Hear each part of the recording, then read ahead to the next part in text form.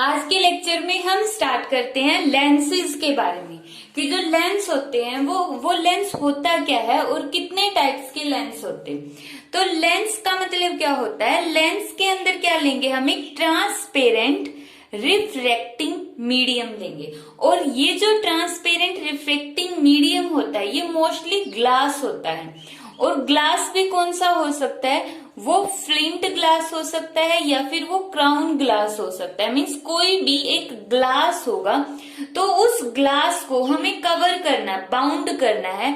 Glass को bound किससे करना है, टू रिफ्रैक्टिंग सरफेसेस के थ्रू।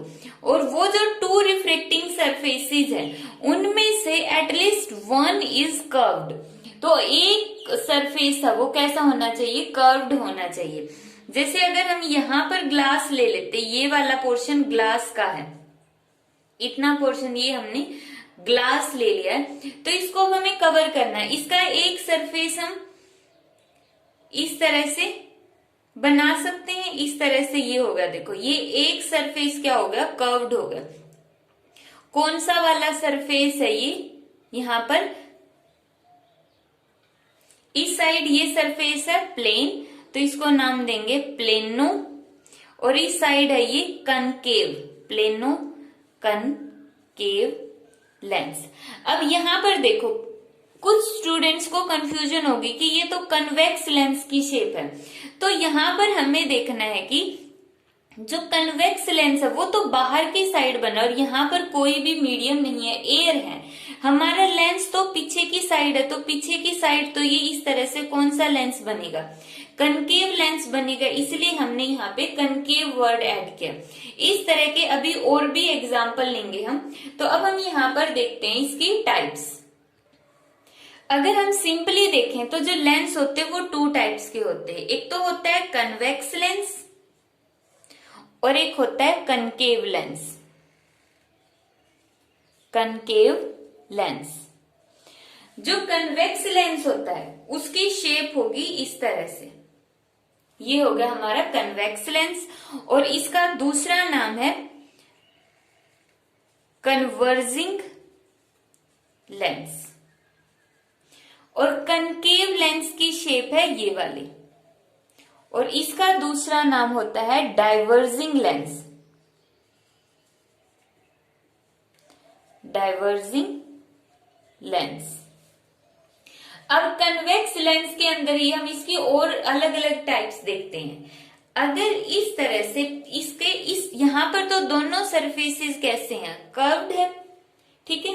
अगर इसका एक सरफेस हम प्लेन ले लेते हैं और दूसरा सरफेस ऐसे बना देते हैं तो इसका नाम क्या हो जाएगा, पहले प्लेन आया है तो इसको हम नाम दे देंगे, प्लेन से बन गया प्लेनो। फिर यहाँ पर ये वाला सरफेस आया है तो इसका नाम क्या बन जाएगा, कन्वेक्स। क्यों, क्योंकि ये देखो इसका ये सरफेस ग्लास की तरफ है, ग्लास की तरफ ये वाला फेस है और ये वाला फेस मतलब इस तरह से ये कन्वेक्स लेंस बनता है, इसलिए इसका नाम हो गया plano convex lens.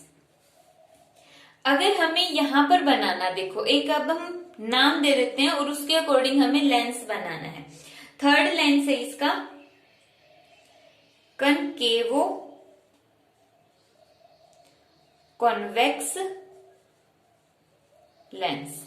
कनकेवो convex lens बनाना है। अब सबसे पहले कनकेव लेंस लेना। कनकेव लेंस का अब हमें ये वाला पोर्शन लेना पड़ेगा, तो ये हो गया कनकेव लेंस। मतलब इस तरह से ये कनकेव लेंस बनेगा, ठीक है। उसके आगे हमें जोड़ना है कन्वेक्स लेंस, तो इसके आगे कन्वेक्स लेंस हमें जोड़ना है। तो कन्वेक्स लेंस कैसे जोड़ेंगे, इसमें हम हाफ करना है, कनकेव को हाफ कर दिया और इसके आगे कन्वेक्स जोड़ दो, कन्वेक्स जुड़ेगा इसमें इस तरह से। थोड़ा सा यहाँ पे दोबारा बना देते इसको। जैसे हमारे पास ये था कनकेव लेंस, इसको हाफ कर दो तो ये हाफ तो हो गया कनकेवो। आगे क्या जोड़ना है, कन्वेक्स, कन्वेक्स का हाफ यहाँ पे जोड़ दो, क्योंकि कन्वेक्स लेंस ऐसे होता है ना, तो इसका ये वाला पोर्शन ऐड करना है इस साइड से, राइट साइड से। तो राइट साइड में हमने ये कन्वेक्स लेंस ऐड कर दिया, और लेफ्ट में क्या है, कनकेव लेंस है। तो इस तरह से हम ये कन्वेक्स के हमने 3 लेंस बना दिए। इसी तरह हम कनकेव के बनाते हैं। सबसे पहले तो यही प्लेनो कन्वेक्स की जगह हम ऐड कर देंगे कनकेव, तो ये हो गया प्लेनो।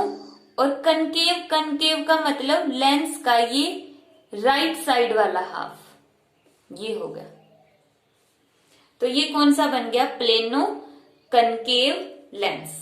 थर्ड हमारे पास क्या है, थर्ड है इसमें कन्वेक्सो कनकेव लेंस। इसमें तो था कनकेवो, और इसमें हम ले लेते आगे कन्वेक्स, कन्वेक्सो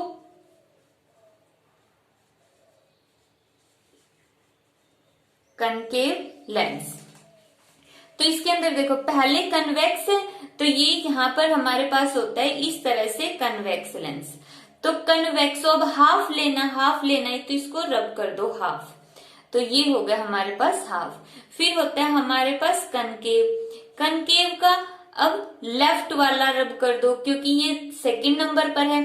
जो सेकंड नंबर पर आता है उसको हमें लेफ्ट पोर्शन को हाफ करके, लेफ्ट पोर्शन को इरेज करके राइट पोर्शन ऐड करना है।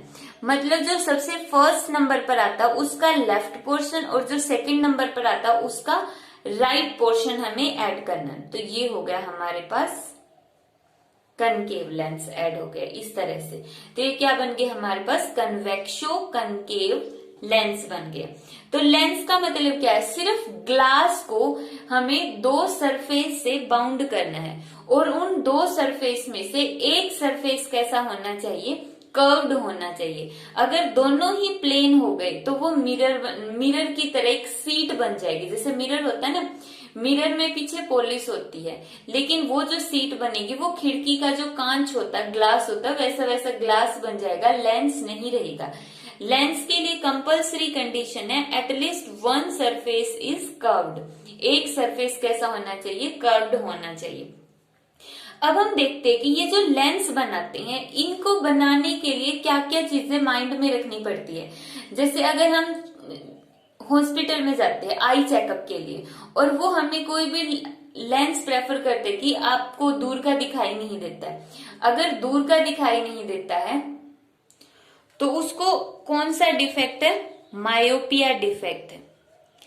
मायोपिया डिफेक्ट के अंदर हमें पास की चीजें दिखाई देती है लेकिन दूर की दिखाई नहीं देती है, और इसको करेक्ट करने के लिए हम कनकेव लेंस का यूज करते हैं। तो वहां पर जो ऑप्टिशियन होता है, ऑप्टिशियन मतलब कि जो लेंसेज वगैरह बना के देता है, तो वो ऑप्टिशियन कैसे बताएगा कि हमें कितने नंबर के स्पेक्स लगे हुए हैं।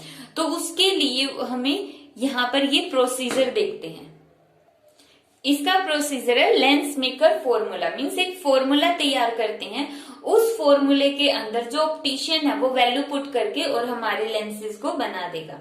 तो अब ये फॉर्मूला बनता कैसे है, फॉर्मूले को डिराइव करने से पहले जो हमने अपने प्रीवियस लेक्चर में स्टडी किया था कि स्फेरिकल रिफ्लेक्टिंग सरफेसेस जो होते हैं उनका फॉर्मूला हम रिवाइज कर लेते हैं। जब लाइट रेयर टू डेंसर जाती है, जब लाइट जाती है rare to denser, rare to denser जाएगी तो उस टाइम पे क्या होगा, उसका फॉर्मूला क्या आएगा, रेयर पहले है, रेयर का रिफ्रैक्टिव इंडेक्स होता है μ1 और डेंसर का होता है μ2।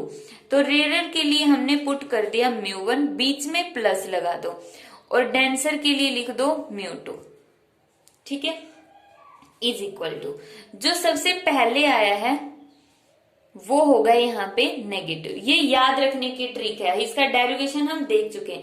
जो सबसे फर्स्ट होता है रेयर मीडियम, उसका रिफ्रैक्टिव इंडेक्स μ1 है, प्लस डेंसर है तो μ2, और आगे आएगा μ2 माइनस μ1। माइनस क्यों आया है, क्योंकि रेयर टू डेंसर है, मतलब ऑब्जेक्ट रखा है रेयर में, ऑब्जेक्ट की डिस्टेंस होती है नेगेटिव, इमेज हो गई v, और यहाँ पर आ जाएगा r। तो ये नेगेटिव μ1 के साथ है, तो μ1 के साथ नेगेटिव, ठीक है, तो ये बन गया। और अगर इसका हमें ऐसे करना हो denser to rare, denser to rare, denser का रिफ्रैक्टिव इंडेक्स μ2 और रेयर का μ1। पहले डेंसर आया तो हम यहाँ पे लिखेंगे μ2, रेयर आया था तो μ1, डेंसर आया तो μ2, फिर बीच में प्लस, सेकंड है रेयर मीडियम, तो इसका रिफ्रैक्टिव इंडेक्स μ1। यहाँ पर देखो, अब डेंसर सबसे पहले है और तो उसके अंदर क्या रखेंगे, ऑब्जेक्ट रखेंगे, और इसमें क्या रखेंगे, इमेज। अब μ2 नेगेटिव है तो μ1 पॉजिटिव हो जाएगी, इसलिए अब की बार μ1 पहले, μ2 के आगे नेगेटिव साइन और डिवाइड में u यहाँ पे आ गया, v यहाँ पे आ गया, तो बच गया r यहाँ पे आ गया। ये याद रखने की ट्रिक्स है, अगर समझ में नहीं आई तो दोबारा से देख के समझो और इसको याद कर लो, क्योंकि ये न्यूमेरिकल्स में भी यूज होंगे डायरेक्ट, तो वहां पे हमें डेरिवेशन करने का टाइम नहीं मिलेगा, तो न्यूमेरिकल्स में भी यूज होंगे और डेरिवेशन में भी यूज होंगे। अभी जो हम 2 डेरिवेशन करने वाले हैं उन दोनों के अंदर डायरेक्ट फॉर्मूला यूज होगा यहां से। तो सबसे पहले हम लेंस मेकर फॉर्मूला देखते हैं in a convex lens. Convex lens के अंदर कन्वेक्स लेंस लिया हमने और ये उसकी प्रिंसिपल एक्सिस ले ली, ये पॉइंट हमने मान लिया x, ये पॉइंट हमने मान लिया y, इसका ये पॉइंट हमने मान लिया P1, ये वाला पोल P1 है, और ये वाला पोल क्या है इसका P2। अब पोल क्या है, जो मिरर होता है, ठीक है, ऐसे मिरर हो गया तो मिरर का बीच का पॉइंट पोल होता है, तो यहाँ पर जो ये हमने रिफ्लेक्टिंग सरफेस लिया है उसके बीच का पॉइंट पोल माना है। मिरर में पोल होते हैं लेकिन लेंस में क्या होता है, ऑप्टिकल सेंटर होता है, तो यहाँ पर बीच में क्या होगा इसका ऑप्टिकल सेंटर O। पोल को सिर्फ हमने पोजीशन को मेजर करने के लिए स्पेसिफाई किया, वरना पोल की हमें कोई रिक्वायरमेंट नहीं है। पोल को जस्ट हमें क्या डिफाइन करना, पोजीशन को डिफाइन करने के लिए लिया है। अब यहाँ पर इसको समझने के लिए देखो, ये जो लेंस मेकर फॉर्मूला है इसको डिराइव करने के लिए हम यहाँ पर ये मानकर चलते हैं कि यहाँ पर जो ऑब्जेक्ट होगा वो पॉइंट ऑब्जेक्ट होगा, कि जो ऑब्जेक्ट है वो पॉइंट ऑब्जेक्ट है। अगर हम ऑब्जेक्ट को पॉइंट ऑब्जेक्ट नहीं माने तो इसका जो डेरिवेशन है या तो वो होगा ही नहीं, वरना बहुत टफ हो जाएगा। तो हमारे सिलेबस में क्या है, जो इसका डेरिवेशन है वो पॉइंट ऑब्जेक्ट मानकर है, तो ऑब्जेक्ट को हमने यहाँ पे क्या मान लिया, एक पॉइंट ऑब्जेक्ट माना है। इस P1 P2 को हम नीचे बना लिया और डायग्राम को थोड़ा सा बड़ा कर लिया। तो इसके अंदर सबसे पहले देखो 2 सरफेसेस हैं, एक सरफेस है x P1 y, ये वाला सरफेस को हम थोड़ा सा डार्क कर लेते हैं, थोड़ा और डार्क कर लेते हैं समझने के लिए। एग्जाम के अंदर हमें इसको डार्क नहीं बनाना है, एग्जाम के अंदर इसको सिंपल रखना है, ये समझाने के लिए है सिर्फ। एक सरफेस तो हो गया x P1 y और दूसरा सरफेस क्या बच गया है, x P2 y बच गया है। तो यहाँ पर हमें सबसे पहले मानकर चलना है, इसका स्टेप फर्स्ट करते हैं। स्टेप फर्स्ट में मान लो कि x P1 y सरफेस तो प्रेजेंट है, लेकिन जो x P2 y सरफेस है वो नहीं है, वो अब्सेंट हो गया है यहाँ से। x P1 y प्रेजेंट है लेकिन x P2 y सरफेस है ये यहाँ से गायब हो गया। गायब होने का मतलब यहाँ से हमने रिमूव कर दिया है। और ये जो इनके बीच में मटेरियल था वो क्या था, ग्लास था, क्राउन ग्लास या फ्लिंट ग्लास। तो इस तरह से ये ग्लास रह गए, सिर्फ इसका x P2 y सरफेस हमने रिमूव कर दिया है। तो उस केस में देखो यहाँ पर जो हमने पॉइंट ऑब्जेक्ट रखा था O, जिसकी ऑप्टिकल सेंटर से डिस्टेंस होती है u, तो वहां से हमने इसके ऊपर लाइट को फॉल करवाया, ठीक है। तो इस केस में देखो जो लाइट फॉल हो रही हमें साथ के साथ समझना है, ये वाला मीडियम कैसा है, रेयर, और अंदर जा रही है वो अंदर वाला मीडियम क्या, ग्लास है, तो रेयर टू डेंसर जा रही है, ठीक है। तो लाइट गई रेयर टू डेंसर। जब लाइट रेयर टू डेंसर जाती है तो कहां पर बेंट हो गई, toward the normal. Toward the normal मतलब कि प्रिंसिपल एक्सिस की तरफ बेंट हो जाएगी। अब देखो इसको हमें सॉलिड नहीं मिलाना प्रिंसिपल एक्सिस के साथ, क्योंकि हमें पता है कि यहाँ पर इसका दूसरा सरफेस भी है, हमने सिर्फ उसको वर्चुअल गायब किया, मतलब हमने मानना है कि एक बार ये सरफेस है और दूसरा सरफेस नहीं है, ठीक है। एक्चुअल में वो है, सिर्फ हमने इमेजिन किया है। इसलिए हम बोलेंगे कि अगर दूसरा सरफेस नहीं होता तो ये जो लाइट है ये यहाँ पर जाके मिलती और यहाँ पर इमेज बनती। इमेज को हमने नाम दे दिया I1 इमेज। I1 क्या है, वर्चुअल इमेज है, लिख देते हैं I1 क्या है, वर्चुअल इमेज है। वर्चुअल इमेज का मतलब एक्चुअल में ये इमेज नहीं है, ये सिर्फ बीच की इमेज है। अगर ये सरफेस नहीं होता तो यहाँ पर इमेज बनती, लेकिन एक्चुअल में ये सरफेस है। ठीक है, तो ये हमने सिर्फ इमेजिन किया है यहाँ पर टॉपिक को समझने के लिए।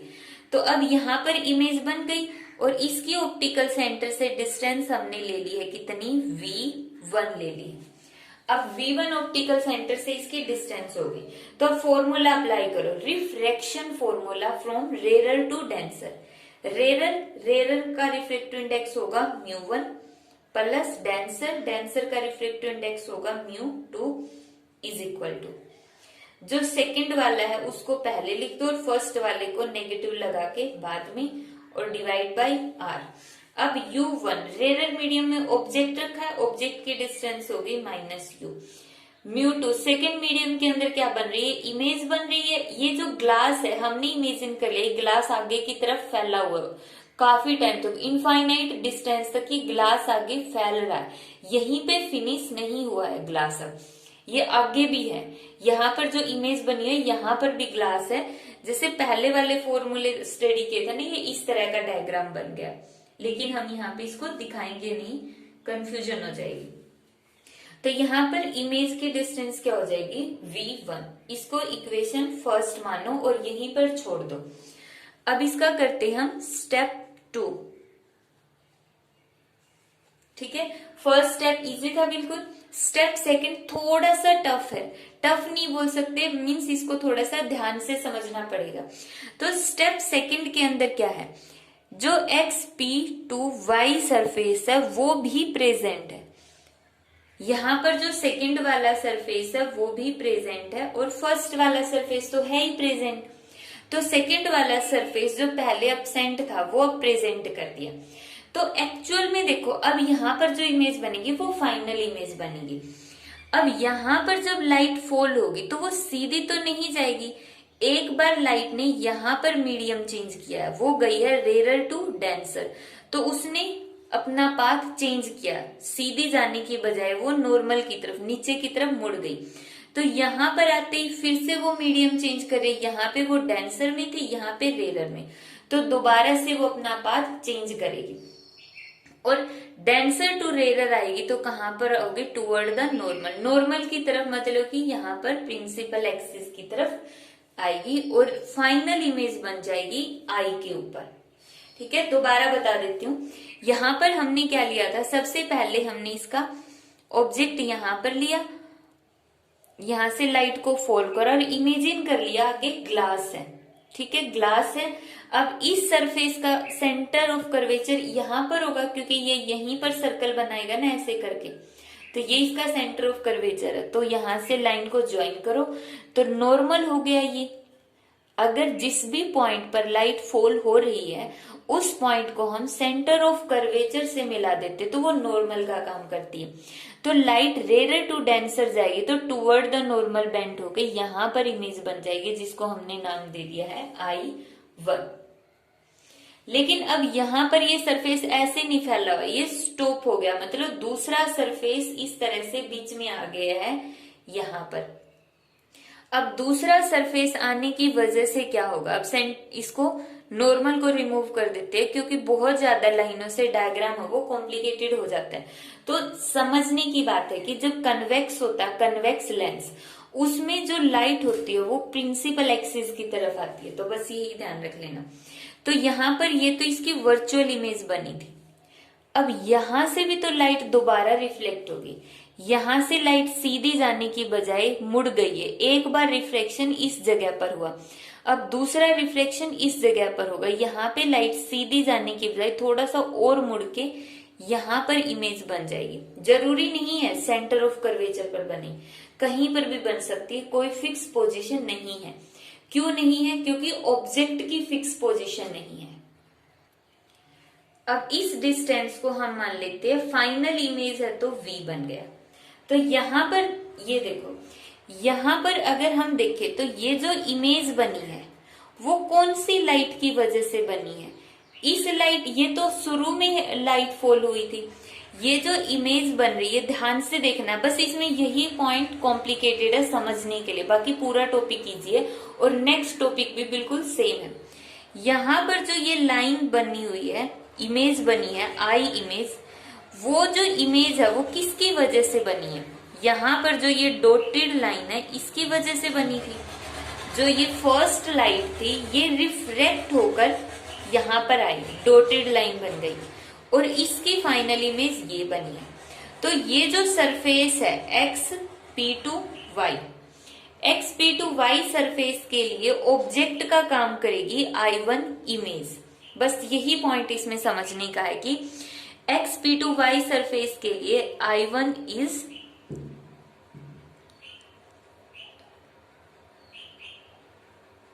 Imaginary object. Imaginary object actual में ऑब्जेक्ट ओ ही रहेगा, लेकिन इस सरफेस को ऐसा लगेगा कि ये लाइट यहां से आ रही है और यहां से लाइट आने का मतलब वो I1 से आ रही है। मतलब क्योंकि ये I1 से सीधी आ रही है ना, यहाँ पे देखो सीधी लाइट है, तो I1 है वो इसके लिए एक वर्चुअल इमेज का काम करेगी, ना कि रियल ऑब्जेक्ट का। रियल ऑब्जेक्ट ओ ही रहेगा, ठीक है, लेकिन हमें दिखेगा I1।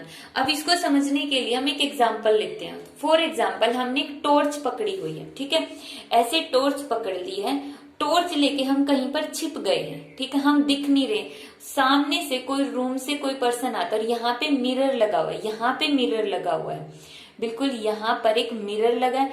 मैं यहाँ पर्दे के पीछे टॉर्च को लेकर छिप गई हूँ और मैंने टॉर्च को ऑन कर दिया। जैसे ही मैं टॉर्च को ऑन करूंगी तो वो टॉर्च की लाइट मिरर पर पड़ेगी, तो वहां पर मिरर में ये जो टॉर्च वाली लाइट है ये ऑब्जेक्ट का काम करेगी और इसकी वजह से रोशनी हो जाएगी। तो जो सेकंड पर्सन रूम के अंदर एंटर कर रहा है उसके लिए लाइट का सोर्स क्या है? क्या उसके लिए लाइट का सोर्स मेरी टॉर्च है या फिर मिरर की इमेज है? तो जो सामने से कोई पर्सन आ रहा है तो उसके लिए लाइट का सोर्स क्या होगा? मिरर के अंदर जो लाइट फॉल हो रही है वही रिफ्लेक्ट होकर आ रही है, तो उसके लिए लाइट का सोर्स क्या है? ये इमेज है, ना कि मेरी टॉर्च है, क्योंकि टॉर्च दिख नहीं रही है। तो यहाँ पर ऑब्जेक्ट दिख नहीं रहा है, तो इसके लिए ये जो इमेज है वही किसका काम करेगी? इमेजनरी ऑब्जेक्ट का काम करेगी। तो यहाँ पे ऑब्जेक्ट की वैल्यू क्या हो जाएगी? V1 हो जाएगी। यहां पर रिफ्लेक्शन कहां से हो रहा है? Denser to rarer, denser to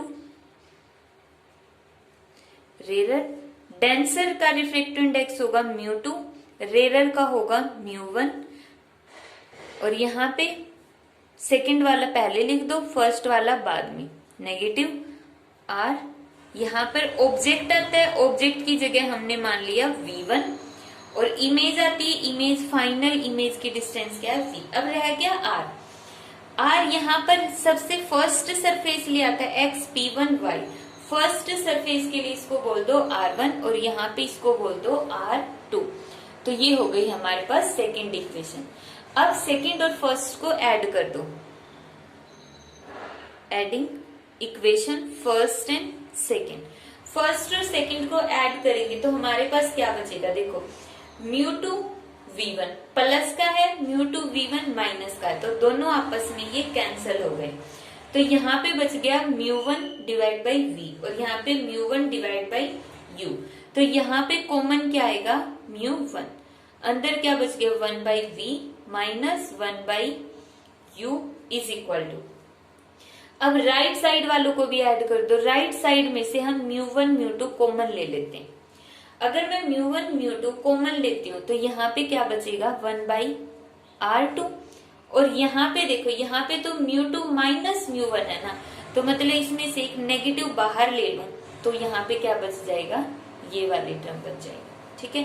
अब लेंस फॉर्मूला हम पढ़ चुके हैं। लेंस फॉर्मूले में क्या होता है? 1 by V minus 1 by U किसके इक्वल होगा? 1 बाई F के इक्वल होगा। तो ये आ गया 1 बाई F। तो यहाँ पे क्या होगा? μ1 माइनस μ2, इसको भी ब्रैकेट में बंद करो वरना गलती हो जाएगी, ठीक है। और यहाँ पे ये रहेगा 1 by R1 minus 1 by R2। अब यहाँ पे जो μ1 है इसको उस साइड ले जाओ, तो यहाँ पे आ गया 1 by F is equal to μ1 को अगर हम यहाँ पर लेकर आएंगे तो ये आ गया μ1। μ1 को दोनों के नीचे अलग अलग कर दो, तो एक तो आ गया 1, फिर आ गया μ2 माइनस μ1 और फिर 1/r1 माइनस 1/r2। तो यहां से देखो 1/f फोकल लेंथ, 1 माइनस, अब इसको हम क्या लिख सकते हैं, जो ये वाली टर्म इसको हम ऐसे लिख सकते हैं μ2 1, जो ऊपर आती है, जैसे हम सिर पे कुछ चीज लेकर चल रहे हैं तो वो सिर वाली अगर हम गिर जाते हैं तो सिर पे रखी हुई चीज जल्दी गिरती बजाय की जो हमारे पैरों में होती है। जैसे पैरों के ऊपर हमने कुछ भी चीज रख दिया, अगर हम गिरेंगे तो सिर वाली चीज है वो एकदम से गिर जाएगी। सबसे पहले थोड़ा सा भी अगर टेढ़ा हो जाते तो सिर वाली चीज गिर जाती है। तो सिर पे मतलब कि यहाँ पे क्या है, सिर पे 1 है तो 1 वाली चीज नीचे गिर जाएगी, मतलब नीचे आ जाएगी। तो क्या हो गया μ2 डिवाइड बाई μ1 और 1/r1 माइनस 1/r2, और यही हमारे पास क्या है, lens maker formula. Lens maker formula, अब ये जो लेंस मेकर फॉर्मूला है इसी फॉर्मूले से हम फोकल लेंथ डिसाइड करते हैं कि जो पर्सन है जिसको मायोपिया है या जिसको हाइपरमेट्रोपिया नाम की डिजीज है, जिसको या तो दूर का दिखाई नहीं देता या पास का दिखाई नहीं देता, तो उसको लेंस लगाना है। तो सबसे पहले हम उस लेंस का रिफ्रैक्टिव इंडेक्स की वैल्यू पुट करेंगे कि ये उसकी रिफ्रैक्टिव इंडेक्स की वैल्यू। फिर जो कितना मोटा, कितना पतला, कितना बड़ा लेंस लगाना, उनकी रेडियस ऑफ कर्वेचर की वैल्यू, और फिर डिसाइड करेंगे कि उसकी फोकल लेंथ कितनी आई है, क्या ये उस पर्सन के लिए फिट है, नहीं है तो R1 और R2 की वैल्यू चेंज करो, क्योंकि म्यू है जो रिफ्रैक्टिव इंडेक्स है वो तो ग्लास का ही होगा, लगभग फिक्स होगा, लगभग फिक्स होगा, बिल्कुल हमेशा फिक्स नहीं होगा, लगभग फिक्स होगा। लेकिन R1 और R2 है उसको हम चेंज कर सकते हैं डिपेंडिंग अपॉन कि उसकी आईज में कितना डिफेक्ट है। जरूरी नहीं है कि ये आईज के लिए ही है, ये माइक्रोस्कोप के लिए भी, कंपाउंड माइक्रोस्कोप के लिए भी और टेलीस्कोप के लिए भी है। तो ये था हमारा lens maker formula for a convex lens. अगर कन्वेक्स लेंस के लिए समझ में आ गया तो कनकेव लेंस के लिए बहुत इजी हो जाएगा। अब यहाँ पर हमने सेकंड लेते हैं कनकेव लेंस के लिए, तो ये तो बहुत इजी है। यहाँ पर भी हम वही x y, यहाँ पर हम मान लेते हैं x1 y1, यहाँ पे हो जाएगा x2 y2, ये वाला पोर्शन p1 p2 और बीच में होगा ऑप्टिकल सेंटर O। इसके अंदर भी हमने पॉइंट ऑब्जेक्ट लिया है O, वहां से लाइट को फॉल करवाएंगे। तो सबसे पहले हम करते हैं स्टेप फर्स्ट, बिल्कुल सेम है। स्टेप फर्स्ट के अंदर मान लिया सबसे पहले x1 p1 y1, ये वाला जो सरफेस है ये तो है, लेकिन x2 p2 y2 सरफेस है ये नहीं है, तो ये सेकंड वाला सरफेस नहीं है। ठीक है, तो अगर ये दूसरा वाला सरफेस यहाँ पर है ही नहीं तो इसका मतलब ये बीच में मटेरियल किसका है, ग्लास का है। अगर बीच में मटेरियल ग्लास का है तो यहाँ पे देखो लाइट रेरर से कहां पर गई, डेंसर में। जब लाइट रेरर टू डेंसर जाती है तो कहां पर बेंट होगी, टुवर्ड द नॉर्मल नहीं। देखते हैं कि कौन सा लेंस है। यहां पर देखो, इसको हम दोबारा से अलग से समझ लेते हैं। पहले यहां पर ऑब्जेक्ट है, यहां पर जो ये वाला सरफेस है ये तो हमने गायब कर दिया है, तो सिर्फ ये सरफेस है, इसका सर्कल इस तरह से पूरा होगा, तो ये इसका क्या हो गया, सेंटर ऑफ कर्वेचर। ऑब्जेक्ट जरूरी नहीं है इसके सर्कल पर रखा हो, कहीं पर भी हो सकता, मान लेते हैं यहां पर रखा है। ठीक है, तो ऑब्जेक्ट से लाइट फॉल हुई यहां पर, जिस पॉइंट पर लाइट फॉल होती है उसी पॉइंट पर हम क्या ड्रॉ कर लेते हैं, नॉर्मल। नॉर्मल ड्रॉ करने के लिए क्या करते हो, उस पॉइंट को सेंटर ऑफ कर्वेचर से मिला दो। यही प्रोसीजर है नॉर्मल ड्रॉ करने का, कि जहां पर लाइट फॉल हुई है उस पॉइंट को सेंटर ऑफ कर्वेचर से मिला दो, नॉर्मल बन गया। अब देखो नॉर्मल ये बन गया, यहां पर है डेंसर मीडियम, तो लाइट जा रही है rarer to denser. Rarer to denser light जाती है तो कहां पर जाएगी, टुवर्ड द नॉर्मल, और नॉर्मल कहां पर है, ऊपर की तरफ। तो इस लाइट को जाना तो चाहिए था बिल्कुल ऐसे सीधा, ऐसे जाती और ऐसे चली जाती सीधी, लेकिन मीडियम चेंज हो गया। मीडियम के चेंज होने की वजह से ये लाइट बेंट हो गई, ऊपर की तरफ मुड़ गई है। ठीक है, सीधे जाने की बजाय अब ये लाइट ऐसे सीधी नहीं जाएगी बल्कि मुड़कर जाएगी ऊपर की तरफ। तो जो कनकेव होता है उसमें लाइट प्रिंसिपल एक्सिस से दूर भागती है। तो यहाँ पर भी जो लाइट जाएगी वो कहाँ पर जाएगी, ऊपर की तरफ जाएगी, ना कि नीचे की तरफ। ठीक है, तो यहाँ पर लाइट गई इस तरह से, इसको हम थोड़ा सा डॉटेड शो कर देते हैं। इस तरह से लाइट है वो ऊपर की तरफ चली गई। ठीक है, सिंपली हमें और कुछ शो नहीं करना है, रिफ्लेक्शन हो चुका है। देखो ये लाइट ऐसे सीधी जानी चाहिए थी, लेकिन मीडियम का चेंज होने की वजह से ये लाइट है थोड़ा सा बेंट होकर कहां से चली गई है, ऊपर से चली गई है। अब वही अप्लाई करो, ये वाला मीडियम कौन सा है, रेरर, तो रेरर टू डेंसर। रेरर के लिए फॉर्मूला बन जाएगा μ1 और डेंसर के लिए μ2। ऑब्जेक्ट की डिस्टेंस u1। अब देखो इमेज कहां पर बनी इसकी, इमेज कहां पर बनी इसकी, इमेज बनेगी इसकी पीछे की साइड। पीछे बढ़ा दो इसको, इसको पीछे बढ़ाते चलो, यहां पर इसकी इमेज बन गई I1। यहाँ पे ऑब्जेक्ट की डिस्टेंस थी u, ऑप्टिकल सेंटर से डिस्टेंस होती है, ये वाली डिस्टेंस हो गई इसकी V1। I1 इसकी वर्चुअल इमेज है, मतलब बीच की इमेज। जैसे मैंने कहा था ना कि मैं टॉर्च लेके खड़ी हूं, यहाँ पर मिरर है, तो यहां से जो लाइट फॉल होगी वो मिरर पे फॉल होगी। तो वो मिरर के अंदर जो इमेज बन गई वही क्या होगी, इसकी इमेज होगी, इंटरमीडिएट इमेज। तो ये I1 हो गया, I1 की इमेज हो गई V1। ये वाली चीज होती है नेगेटिव, तो यहाँ पे क्या आ जाएगा U2 minus U1 divide by first surface के लिए रेडियस कितनी होगी, R1। तो इसको मान लो फर्स्ट इक्वेशन। सेकेंड स्टेप के अंदर, सेकेंड स्टेप में वही जो X2 P2 Y2 सरफेस था, अब ये भी सरफेस प्रेजेंट है। अगर जो सेकंड वाला सरफेस भी यहां पर प्रेजेंट होता तो यहाँ पे क्या होगा, सेकंड वाला सरफेस प्रेजेंट है तो दोबारा से फिर रिफ्लेक्शन होगा। दोबारा से रिफ्लेक्शन होने का मतलब अब जो लाइट ये डॉटेड बिल्कुल ऐसे सीधी जा रही थी, सीधी नहीं जाएगी, थोड़ा सा और बेंट हो जाएगी। और हमें पता है कि कनकेव के अंदर लाइट कहाँ पर जाती है, away from the principal axis. तो ये ऐसे सीधी जाने की बजाय थोड़ा सा और ऊपर से होकर ऐसे जाएगी। ठीक है, ये सीधी नहीं जाएगी, थोड़ा सा ऊपर होकर जाएगी। और ये वाली लाइट कहां पर मिलेगी, फिर बैक साइड में मिलेगी, क्योंकि इमेज बनती है प्रिंसिपल एक्सिस पर हमेशा, और प्रिंसिपल एक्सिस यहाँ पर है, तो इस साइड तो मिलेगी नहीं, तो मतलब पीछे की साइड मिलेगी, और पीछे की साइड यहाँ पर मिलेगी, और इसको हम नाम दे देंगे आई इमेज। ठीक है, तो आई जब वो पीछे की साइड बनती है तो आई उसकी फाइनल इमेज होगी। सेम जैसे पहले था, I1 is virtual object of image I। जो इमेज बनी है हमारे फाइनल I, उसके लिए वर्चुअल ऑब्जेक्ट किसका कौन काम करता, वर्चुअल ऑब्जेक्ट की तरह I1।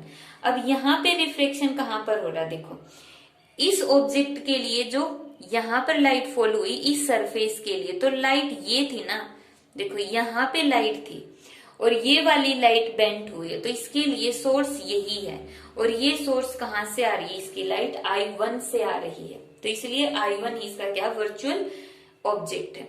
और मीडियम कौन सा है, ये डेंसर, और लाइट कहां पर गई है, डेंसर टू रेरर, तो यहाँ पे आ गया डेंसर टू रेरर। और डेंसर टू रेरर के अंदर क्या आएगा, μ2 plus μ1 is equal to μ1 minus μ2। Second surface के लिए R2, इमेज बनी है V, ऑब्जेक्ट के लिए हम यहाँ पर रखेंगे V1, क्योंकि इसके लिए ऑब्जेक्ट का काम कौन कर रहा, I1, और I1 की वैल्यू क्या है, V1। ठीक है, अब यहाँ पे नेगेटिव पॉजिटिव का कोई कॉन्सेप्ट नहीं है। ये जो नेगेटिव साइन है ये ऑलरेडी हम डेरिवेशन में पढ़ चुके, ना कि ये इमेज वाला है। हमें इन डेरिवेशंस के अंदर साइन कन्वेंशन नहीं देखनी है, वो जो साइन कन्वेंशन है वो ऑलरेडी इन फॉर्मूलों के अंदर इंक्लूड हो चुके हैं, तो साइन कन्वेंशन का कोई ध्यान नहीं रखना है इन दोनों डेरिवेशंस के अंदर। ठीक है, तो ये इक्वेशन 2 है। वही दोनों इक्वेशंस को ऐड करो, ऐड करेंगे तो ये वाली दोनों टर्म कैंसल, इसमें से μ1 कॉमन, अंदर बच गया 1/v minus 1/u is equal to, यहां से μ1 माइनस μ2 कॉमन, अंदर बच गया R2 और यहाँ पे बच गया 1 माइनस R1। अब ये वाली चीज μ1 इनके नीचे ले आओ, using lens formula this is equal to 1/f, और यहाँ पे μ1 बाई μ1 1, μ2 बाई μ1 इसको हम क्या लिखेंगे μ2 1, और यहाँ पे बच गया 1/R2 माइनस 1/R1। तो ये चीज किसके लिए बन गई, लेंस मेकर फॉर्मूला बन गया for concave lens. Concave lens के लिए लेंस मेकर फॉर्मूला है ये। तो ये था हमारा लेंस मेकर फॉर्मूला कि जो लेंस बनता है उसको हम ऐसे ही नहीं है कि कोई भी मटेरियल उठा के लगा दिया या कितना भी रेडियस ऑफ कर्वेचर ले लिया। वो लेंस बनाने के लिए हमें पहले देखना पड़ता है कि हमें कितने फोकल लेंथ वाले लेंस की रिक्वायरमेंट है, तो उसी के अकॉर्डिंग इसकी रेडियस ऑफ कर्वेचर है वो हम डिसाइड करेंगे, मतलब उसी के अकॉर्डिंग उसका कर्वेचर डिसाइड करेंगे कि कितना कर्व्ड लेंस हमें बनाना है।